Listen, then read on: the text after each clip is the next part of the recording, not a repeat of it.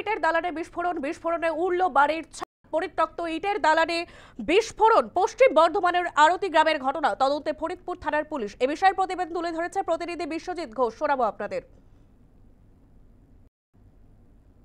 নাগাদ আরতি গ্রামের এই বাড়িতেই বিস্ফোরণ হয় এবং জোরে শব্দ হয়, প্রচণ্ড শব্দে কেঁপে ওঠে এলাকা এবং এই বাড়ির পিছন দিকের যে ছাদ, সেই ছাদও উড়ে যায় একাংশ এবং এই পুরো ঘটনায় গোটা আরতি গ্রামে চাঞ্চল্য ছড়ায়। পশ্চিম বর্ধমানের ফরিদপুর থানার এই আরতি গ্রাম এবং এখানে কোনো বাসিন্দা ছিলেন না যখন বিস্ফোরণের ঘটনা ঘটে। এখানে যারা বসবাস করতেন তারা দীর্ঘদিন আগেই এখান থেকে চলে গিয়েছেন এবং এখানে ফাঁকা ছিল এবং কি কারণে এই বিস্ফোরণ হলো, এর কোনো বোমার বিস্ফোরণ হলো কি না বা বোমার কোনো বিস্ফোরক মজুদ ছিল কি না, সমস্ত বিষয়টা তদন্ত শুরু করেছে ফরিদপুর থানার পুলিশ এবং ডাকা হয়েছে সিআইডির বম্ব স্কোয়াডকে এবং তারা এসে ইতিমধ্যেই পুরো বিষয়টা অনুসন্ধান করছেন।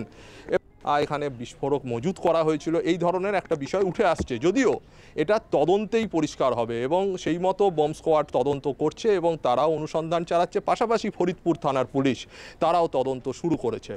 পশ্চিম বর্ধমান থেকে বিশ্বজিৎ ঘোষ, নিউজ টাইম।